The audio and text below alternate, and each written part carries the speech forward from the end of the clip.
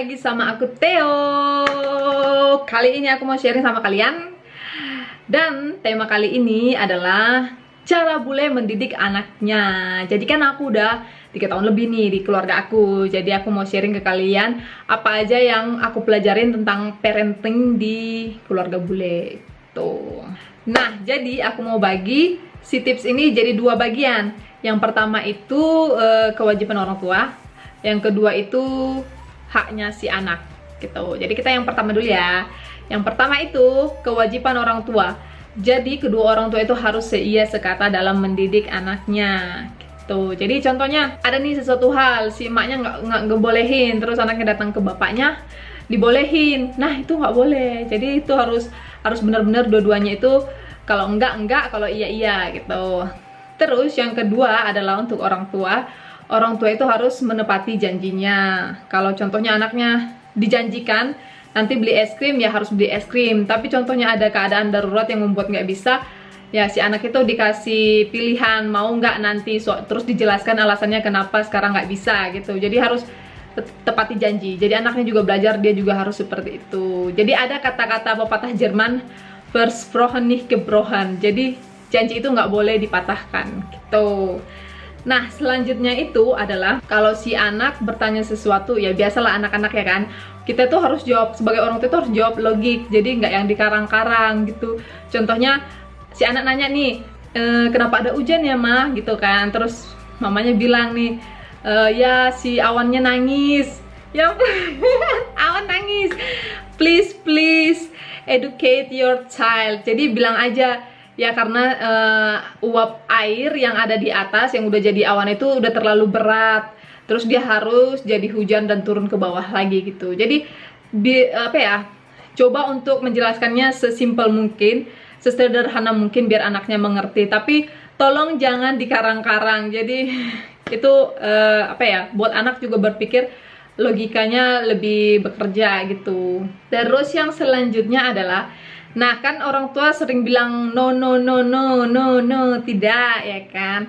Jadi kalau kita bilang tidak, kita harus kasih tahu alasannya kenapa nggak dibolehin gitu. Jadi si anak itu nggak menganggap orang tuanya terlalu otoriter atau orang tuanya jahat gitu kan. Biasanya kan kalau kita bilang enggak kan pasti ada alasannya. Contohnya itu berbahaya untuk si anak, atau itu nggak baik untuk dia, atau contohnya itu juga mengganggu untuk orang lain kalau dia melakukan itu. Nah si orang tua harus menjelaskannya itu gitu. Jangan cuman bilang enggak, tapi kalau ditanya kenapa nggak dijelaskan, nggak tahu ya enggak aja gitu. Itu kan otoriter gitu. Terus kalau contohnya di rumah itu kita buat suatu peraturan, orang tua itu juga harus memegang peraturan itu. Jadi jangan yang melanggar lah. Contohnya di rumah kita udah buat peraturan anak-anak jam 8 tidur gitu kan. Contohnya terus ada suatu waktu si orang tuanya harus pergi kemana gitu kan, terus anaknya harus molor tidur. Itu diusahakan dua-duanya komunikasi kedua orang tuanya itu harus jalan. Jadi si bapaknya yang bawa anaknya tidur dan si maknya pergilah ke situ. Pokoknya jam tidur itu harus konsisten setiap hari gitu. Terus yang terakhir, orang tua itu kalau anaknya sebelum tidur itu bacakan cerita dongeng gitulah. Di sini tuh itu penting. Itu udah mulai dari zaman-zaman dahulu itu anak itu selalu dibacakan dongeng sebelum tidur oleh orang tuanya. Itu juga mengikat komunikasi orang tua dengan anak sih. Nah sekarang kita ke bagian yang kedua, yaitu hak-hak si anak yang si orang tua juga turut kendali dalam hal ini. Nah yang jarang kita lihat di Indonesia itu anak-anak bermain kotor ya kan, soalnya dilarang-larang sama orang tuanya jangan main kotor gitu. Tapi di sini tuh itu malah itu harus dialamin anak-anak. Jadi mereka tuh memang harus belajar di kotor-kotoran itu untuk mengeksplor dirinya sendiri gitu. Jadi gimana ya, kalau dilarang-larang ya dia nggak berkembang gitu pemikirannya. Jadi biarkan aja di kotor, nanti tuh bisa dicucikan gitu. Jadi yang penting itu pemikiran perkembangan anaknya daripada bajunya yang kotor. Nah yang selanjutnya ini tentang bicara table manner ya di meja makan gitu. Jadi yang aku perhatikan selama aku di keluarga aku, yang pertama itu anak itu kalau makan ya harus di meja makan, nggak boleh lari-lari.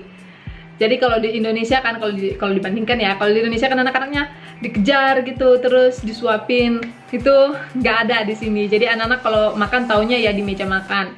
Terus kalau ada makanan di atas meja, semuanya itu harus dicoba dulu, terus baru dia boleh bilang nggak suka atau tetap dimakan gitu kan. Harus coba dulu, nggak boleh nggak langsung bilang nggak. Nah selanjutnya itu nggak boleh drama di meja makan. Jadi kan anak-anak biasa kadang ada yang nangis gitu di meja makan. Nah di keluarga aku ini nggak boleh nangis. Kalau kamu mau nangis ya silahkan ke kamar, nanti kalau tenang lagi ya makan bareng sama kita lagi. Kita soalnya orang tuanya selalu bilang kita di sini pengen makan tenang tanpa ada yang nangis gitu. Kalau kamu mau nangis silahkan ke kamar. Nah selanjutnya kan ini tentang nangis tadi, lanjutannya itu kalau si anak nangis tapi nggak ada alasannya itu nggak boleh. Jadi kalau dia nangis itu orang tua nanya, kamu nangisnya kenapa gitu kan, alasannya apa. Kalau dia nggak bisa jawab alasannya, berarti itu kan cuma drama doang kan, drama gitu. Jadi dia biasanya disuruh ke kamar, kamu ke kamar aja, terus pikirkan apa alasannya. Terus kalau kamu udah tahu alasannya, kasih tahu ke aku gitu, datang ke aku lagi gitu. Jadi kan anaknya kan mikir kan, iya ya nggak ada alasannya. Jadi dia bisa aja jadi diam sendiri. Atau kalau memang alasannya, datang ke orang tuanya, terus ya dijelasin lah segala macamnya gitu kan. Nah kalau dia contohnya nangis gara-gara sedih, ya sebagai orang tua kita harus berikan pelukan gitu. Jadi mereka merasa nyaman dan juga apa ya, aman gitu kan. Untuk seorang anak pelukan itu sangat penting sih. Nah yang aku perhatikan lagi di keluarga aku adalah anak-anak itu diberikan pilihan. Jadi orang tuanya nggak yang memilihkan untuk si anak. Jadi contohnya kemarin tuh, kamu mau les biola atau piano gitu kan. Terus si orang tuanya kasih pilihan, terus anaknya yang milih, dijelasin pro dan kontranya apa, yang enaknya dan gak enaknya apa.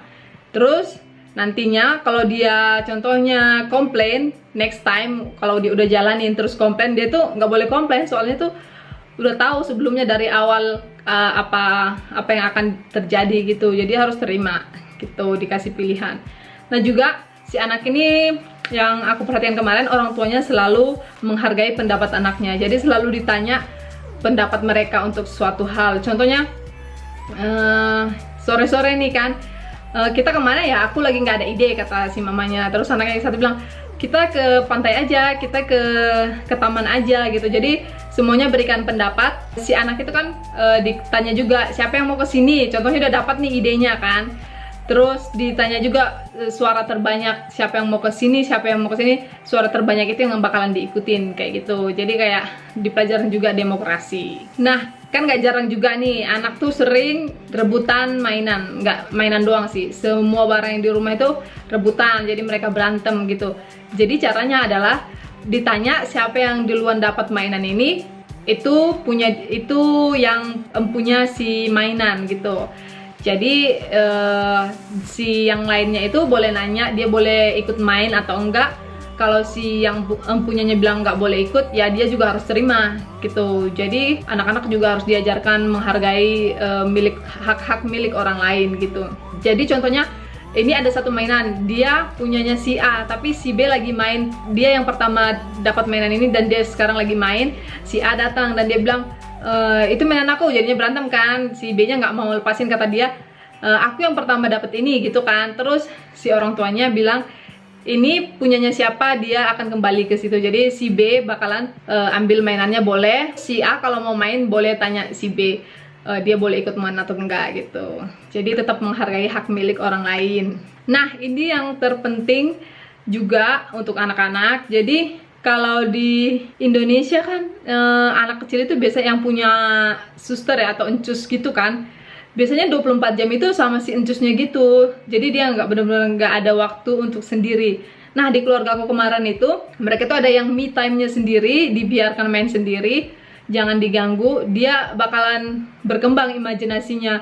Contohnya kalau dia lagi main terus buat Lego gitu, bangun Lego, tiba-tiba aku datang nanyain mau dibantu kak. Jadi yang imajinasinya dia yang udah terkumpul di kepalanya dia itu jadi buyar gitu. Jadi si emaknya tuh si mama yang di rumah itu selalu bilang biarkan mereka kadang-kadang ada me time-nya sendiri gitu. Jadi nggak perlu yang terus dilihat-liatin gitu. Oke deh teman-teman, sampai di sini sharing aku tentang cara bule mendidik anaknya. Semoga bermanfaat untuk orang-orang tua, dan juga kalau suka kasih thumbs up. Terus kalau bermanfaat bisa di-share juga ke teman-temannya. Dan thank you for watching. See you in next video. Dadah. See you. Danke. Auf Wiedersehen.